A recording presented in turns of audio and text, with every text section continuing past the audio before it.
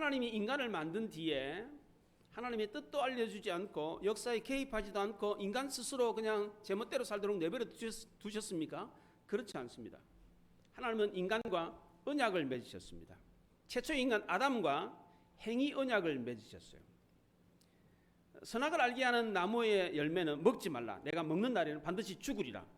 이 언약을 맺었어요. 그런데 인간은 이 하나님과 맺은 이 언약에서 실패했습니다. 따먹지 말라는 거 결국 따먹고 말았습니다. 그래서 아담의 후손들이 다 죽게 되었습니다. 하나님은 여기서 포기하지 않으셨습니다. 또다시 언약을 맺게 하기 위해서 이번에는 아담을 유혹했던 사탄을 저주하면서 은혜 언약을 맺으셨습니다. 그게 창세기 3장 15절에 내가 너로 여자와 원수가 되게 하고 내 후손도 여자의 후손과 원수가 되게 하리니 여자의 후손은 내 머리를 상하게 할 것이요 너는 그의 발꿈치를 상하게 할 것이니라. 그렇게 말했습니다. 여기서 말하는 여자의 후손은 바로 예수 그리스도를 뜻하는 겁니다. 우리는 다 남자의 후손이에요. 아버지 날 낳으시고 어머니 날 기르시고입니다. 어머니 날 낳으시고 아버지 날 기르시고가 아니에요. 아버지가 날 낳으셨어요. 그래서 우리는 다 남자의 후손이에요.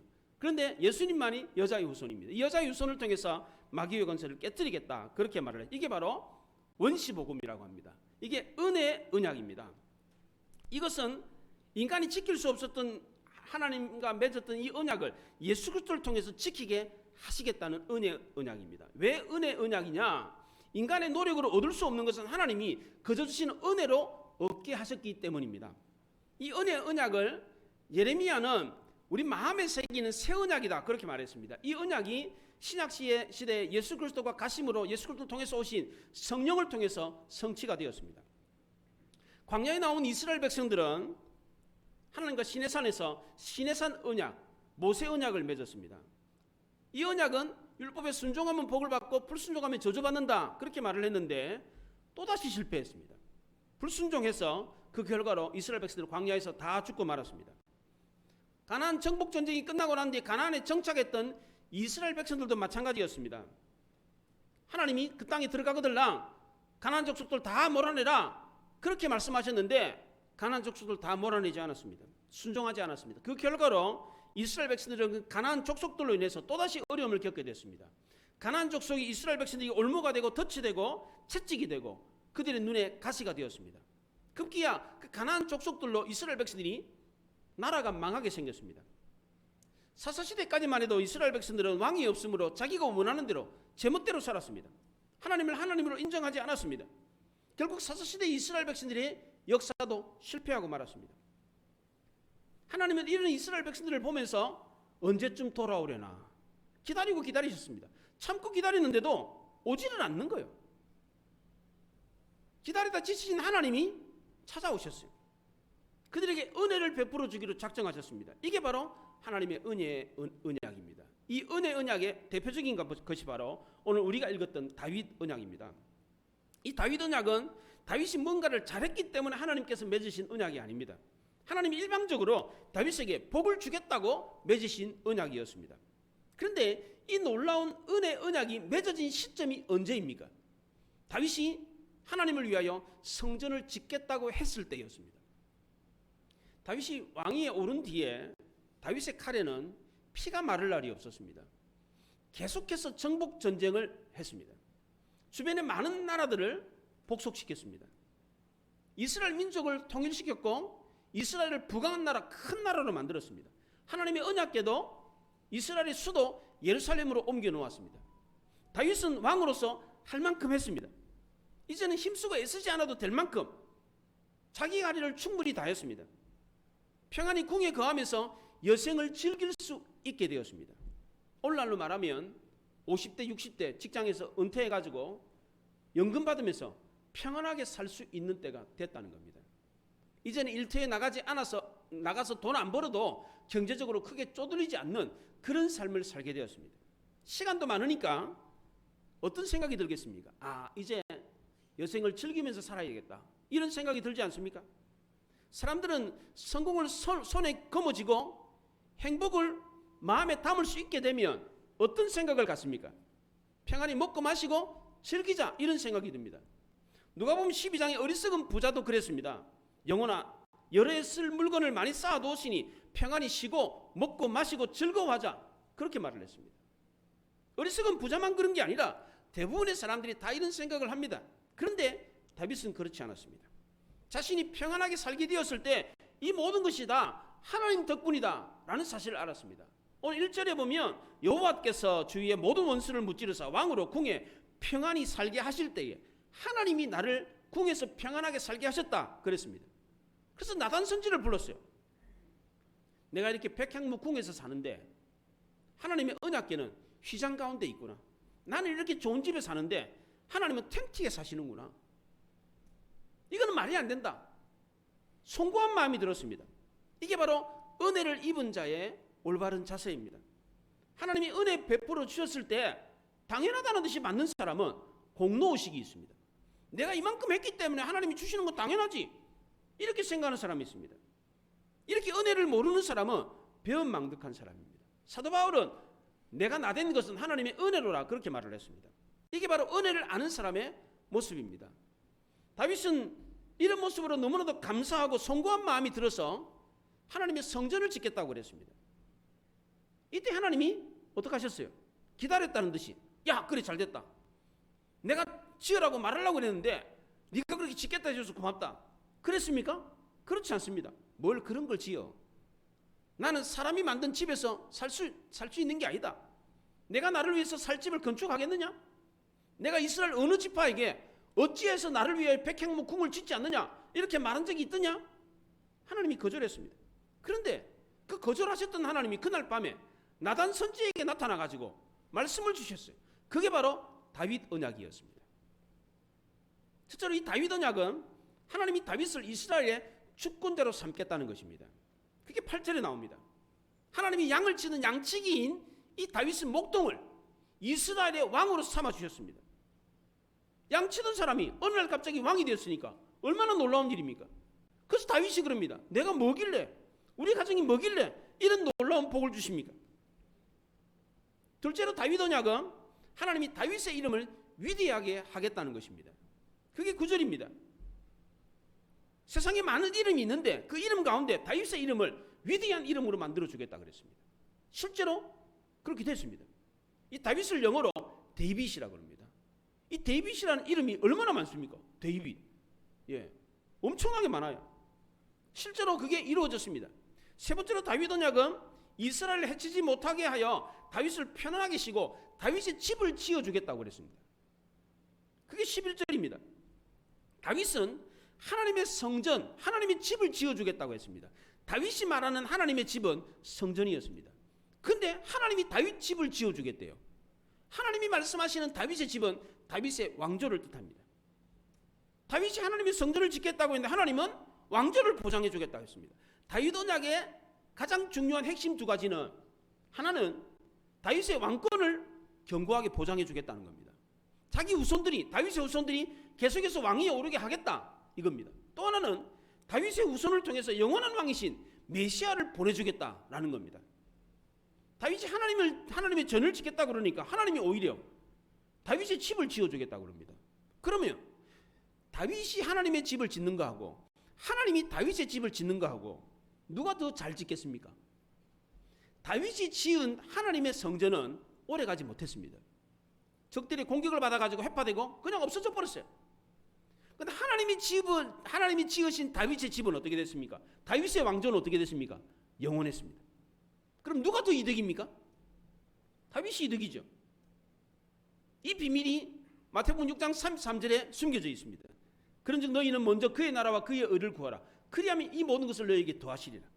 우리가 먼저 하나님을 위하면 하나님이 우리 모든 것을 다 책임져 주신대요. 얼마나 놀랍습니까? 우리가 하나님을 먼저 생각하는 거 고작 해봐야 뭐겠어요?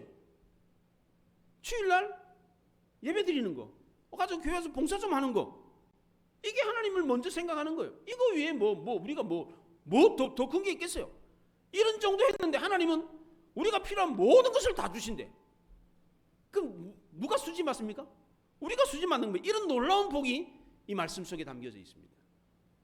넷째로 다윗 언약은 다윗의 나라와 왕위를 견고하게 해주겠다는 것입니다.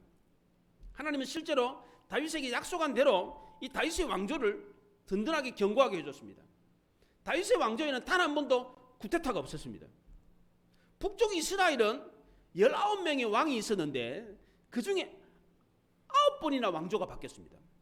19명의 왕 중에 9번이나 왕조가 바뀌었으니까 2번 하다가 바뀐 거예요. 평균. 예. 오므리 왕자와 그 예후 왕조를 제외하고는 모든 왕조가 다 당대에 끝났거나 자기 아들 때에 끝났거나 그냥 쿠데타가 일어나가지고 왕권이 뒤집어졌어요. 그런데 남쪽 유다 나라 다윗의 왕조는 한 번도 쿠데타가 일어난 적이 없어요. 하나님이 약속하신 그대로 실행이 됐습니다. 5번째로 다윗 언약은 다윗과 그의 후손들에게 하나님이 아버지가 되어 주시겠다는 겁니다. 14절에 그렇게 말합니다. 나는 그에게 아버지가 되고 그는 내게 아들이 되리니 그가 만일 죄를 범하면 내가 사람의 매와 인생의 채찍으로 징계하려니와 그랬습니다. 하나님이 다윗과 그의 후손들에게 아버지가 되어 주시겠다 합니다. 아버지니까 사람의 매와 인생 채찍으로 때리겠다 합니다. 때리는 것도 하나님의 은혜입니까? 예, 그렇습니다.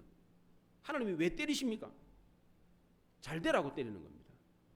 잠언서 3장에 대저 여호와께서 그 사랑하는 자를 징계하시기를 마치 아비가 그 기뻐하는 아들을 징계함과 같이 하시느니라 그랬습니다. 히브리서 12장에서는 징계는 다 받는 것이거늘 너희에게 없으면 사생자여 친아들이 아니니라 그랬습니다. 징계가 없으면 부모가 없는 사생자라는 겁니다. 하나님이 우리 아버지십니다. 얼마나 놀랍습니까? 아버지가 장갑만 돼도 목에 힘주고 위세를 부리는데 그렇잖아요? 예. 근데 우리 아버지가 만왕의 왕이시고 만물의 주관자세요. 그럼 기죽을 일이 어디 있겠어요? 걱정할 게 뭐가 있겠어요? 게다가 우리 아버지는 우리가 잘못하면 때려서라도 잘 되게 하십니다. 그러니까 우리는 잘 될 수밖에 없는 거예요. 하나님을 아버지로 둔 우리는 잘 될 수밖에 없습니다.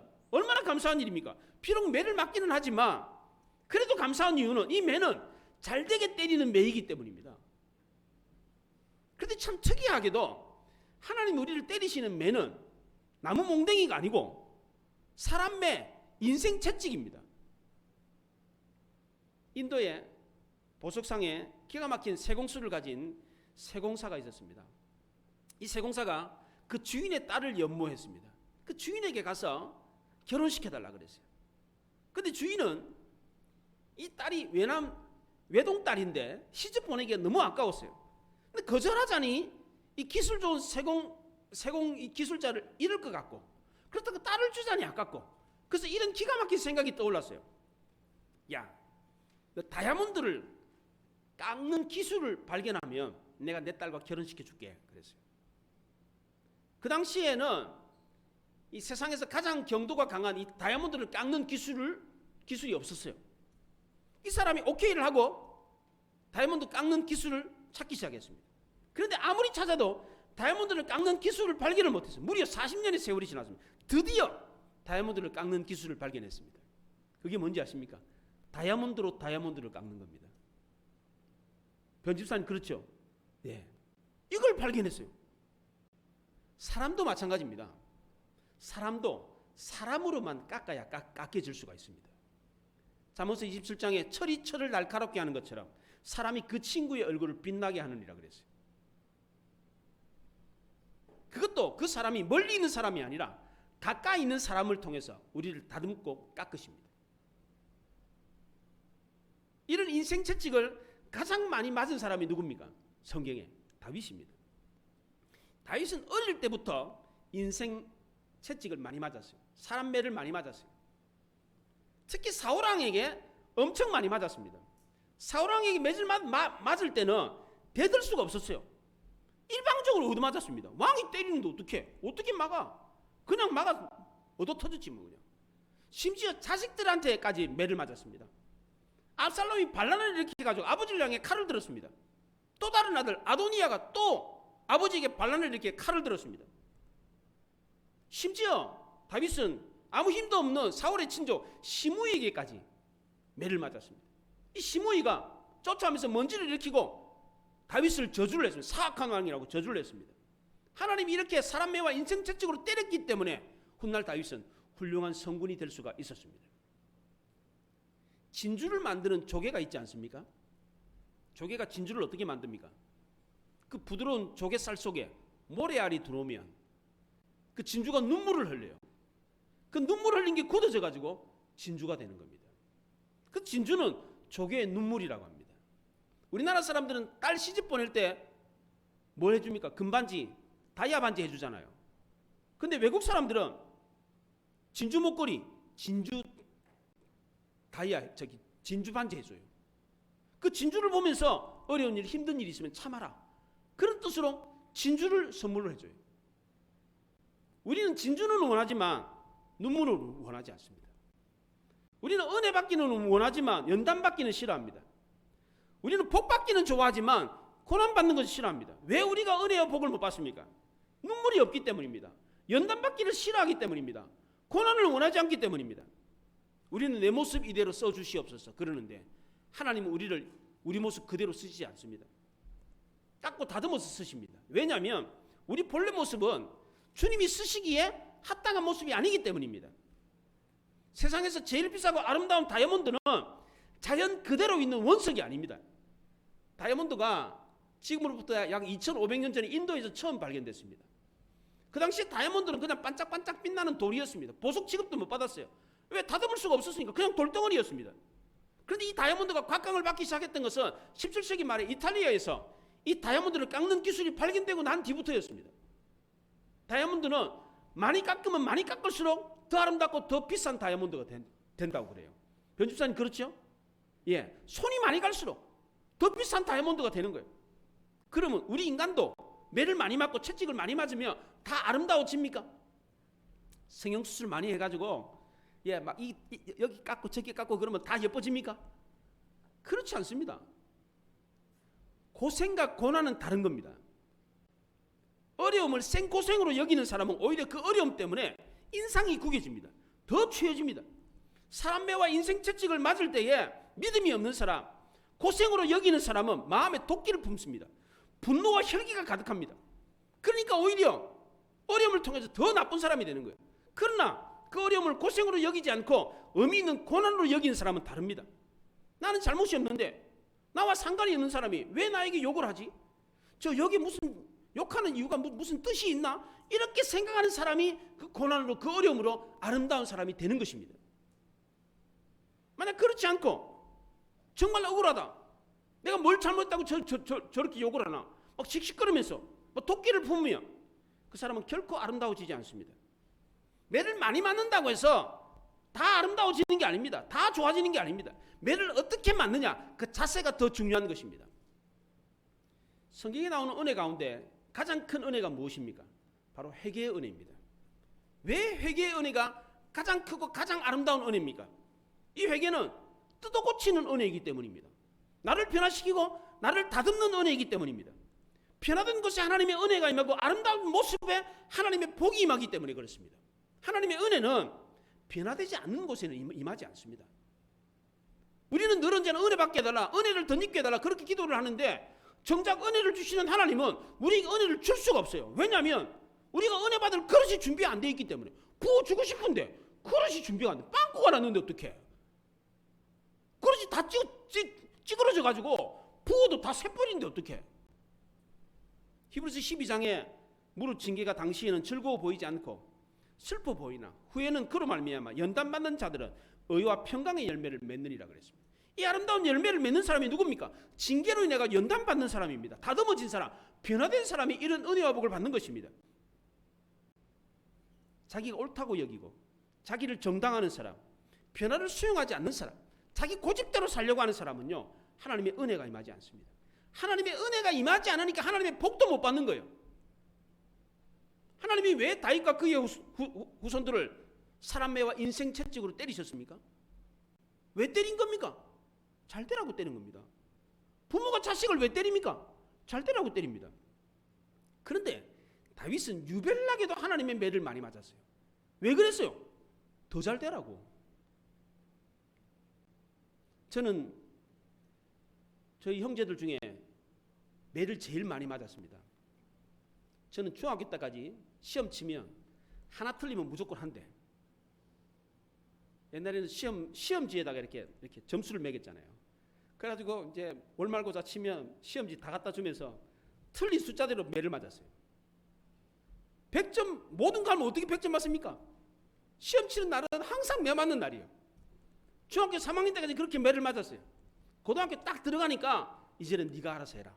그러면 매를 안 때리시더라고. 다른 형제들은 안 때렸어요. 저만 그렇게 하나 틀리면 무조건 한 대씩 맞았어요. 왜? 저는 신체적인 핸디캡 때문에 다른 사람들은 공부를 더 잘해야 했기 때문입니다. 그 매는 그때는 몰랐는데 지나고 보니까 다 잘 되라고 때리는 매였습니다. 다윗이 이런 매를 맞았을 때 어떻게 됐습니까? 하나님이 사람 매와 인생 채찍으로 때리실 때에 하나님이 나 잘 되라고 때리시는구나 라고 생각하고 달게 맞았던 다윗은 어떻게 됐습니까? 놀라운 복을 받았습니다. 마지막 여섯째로 이 다윗 언약은 궁극적으로 다윗의 후손 가운데 영원한 왕 메시아를 보내주겠다는 겁니다. 16절에 내 집과 내 나라가 내 앞에서 영원히 보존되고 내 왕위가 영원히 견고하리라 그렇게 말했어요. 다윗의 후손을 통해서 영원한 하나님 나라에 왕이 올 거다 그랬습니다. 실제로 다윗에게 약속한 대로 약 1000년 후에 다윗의 고향 베들레헴에 다윗의 후손 예수 그리스도가 영원한 하나님 나라의 왕으로 오셨습니다. 다윗에게 약속한 대로 하나님의 약속이 다 실행이 됐습니다. 다윗이 성전을 짓겠다고 했을 때 하나님은 다윗에게 주겠다는 그 모든 복을 다 주셨습니다. 그러면 왜 하필이면 다윗입니까? 왜 다윗에게 이런 놀라운 복을 줬습니까? 물론 전적인 하나님의 주권이죠. 하나님 마음이죠. 그런데 성경에 보면 하나님의 복을 받은 사람들을 보면 다 그만한 이유가 있다는 것을 알 수 있습니다. 물론 그런 이유가 있었기 때문에 그런 이유 때문에 복을 받았다 이런 뜻은 아니에요. 결과적으로 그렇다는 것입니다. 처음부터 복 받기 위해서 그렇게 했다면 그것은 사기입니다. 하나님을 속인 겁니다. 복 받기 위해서 그렇게 한 거니까. 그런데 다윗은 그렇지 않았습니다. 처음부터 복 받기 위해서 그렇게 한 게 아닙니다. 그럼 왜 다윗이 그런 놀라운 복을 받았습니까? 첫째는 다윗이 하나님의 은혜를 알았기 때문입니다. 시편 116편에 다윗은 내게 주신 모든 은혜를 내가 여호와께 무엇으로 보답할까? 그렇게 말을 했습니다. 다윗은 자기 삶의 모든 것이 다 하나님의 은혜라는 것을 알았습니다. 양치기 목동이 어느 날 갑자기 이스라엘의 왕이 되었습니다. 그게 하나님의 은혜였습니다. 이스라엘 민족을 통일시키고 이스라엘 나라를 부강한 나라로 만든 것도 하나님의 은혜였습니다. 오늘같이 향기나는 백향목궁에서 평안하게 살 수 있는 것도 하나님의 은혜였습니다.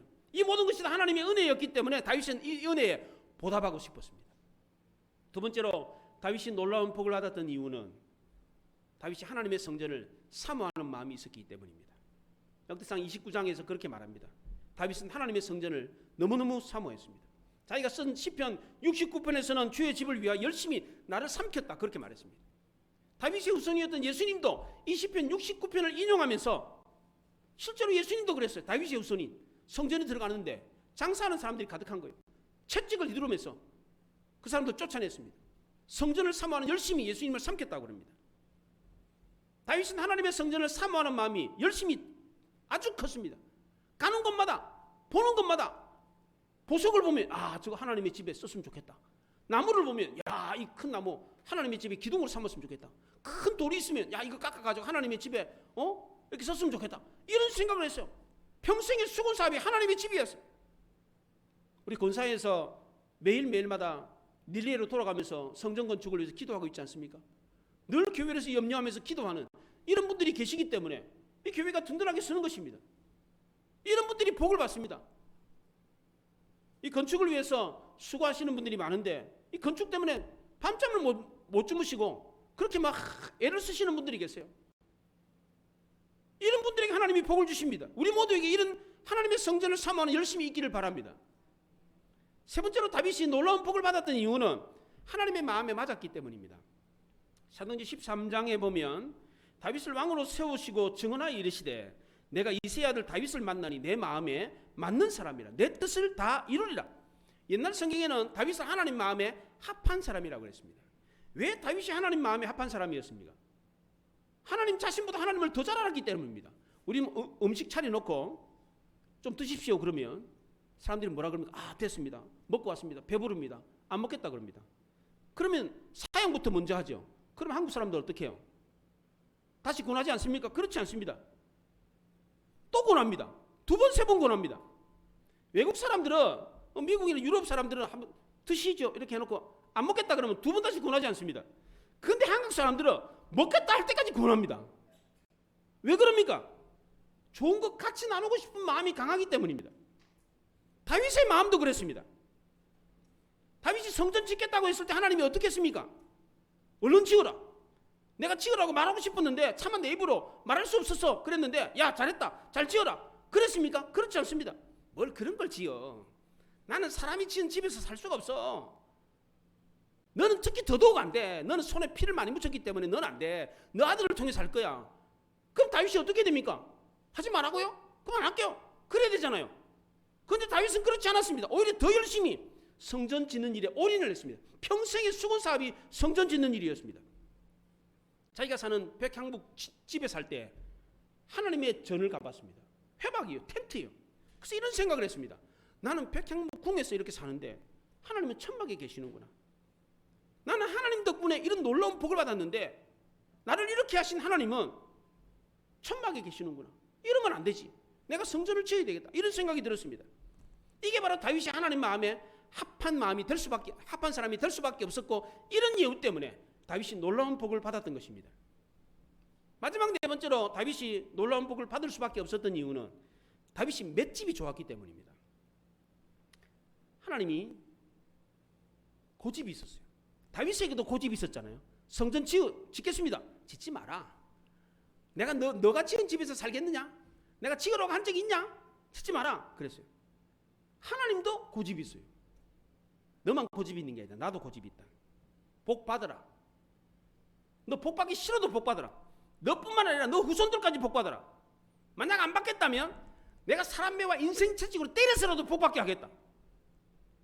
하나님은 다윗에게 언약을 세우면서까지, 약속을 하면서까지 복 주겠다 그랬어요. 우리는 본래 이 하나님의 은혜와 복을 받을 처지가 못 됩니다. 그런 그릇이 안 돼요. 그래서 얻어맞아야 되고 다듬어줘야 돼요. 그런데 안 맞고 복 받을 수 있습니까?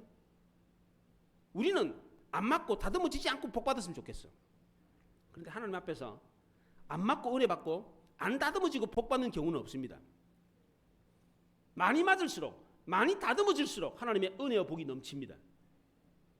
다윗은 누구보다도 매를 많이 맞았습니다. 그런데 그렇게 많이 맞았는데도 제가 뭘 잘못했다고 때립니까? 억울합니다. 원망하지 않았습니다. 나보다 더 나쁜 사람이 있는데 왜 저 사람 안 때리고 나만 때립니까? 불평하지 않았습니다. 하나님이 때리시는 매를 피하지 않았습니다.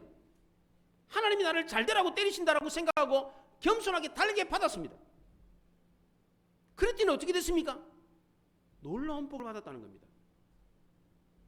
우리 주변에 한 대 맞으면 엥 하고 그냥 돌아서서 가버리는 사람이 있어요.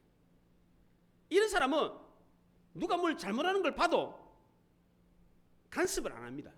저 사람은 괜히 내가 막 싫은 소리 한마디 하면 삐져가지고 시험 들어가지고 떠나는 사람이니까 아예 내가 말을 하지 말아야지. 이런 사람이 있어요. 이런 사람은 스스로 망합니다. 맷집이 없는 사람, 매 맞을 줄 모르는 사람은요, 누가 옆에 있어도 잘못한 걸 봐도요 간섭을 안 해요. 그런 사람은 망하는 사람 돼버립니다. 요즘 학교 선생님들도 그렇습니다. 매 맞기 싫다면요 매 안 때립니다. 변화되기 싫다는데 뭐, 훌륭한 사람 되기 싫다는데 뭐, 내가 뭐가 아쉬워서 때려. 네가 싫으면 나도 싫다. 좀처럼 매를 들지 않습니다. 이런 사람은 변화되지 않고 다듬어지지도 않고 훌륭한 사람 되지도 않습니다. 복도 못 받아요. 세상 사람들은 당사자가 싫다 그러면 매 안 때립니다. 귀찮아서도 매 안 때립니다. 근데 부모는 어떻습니까? 부모는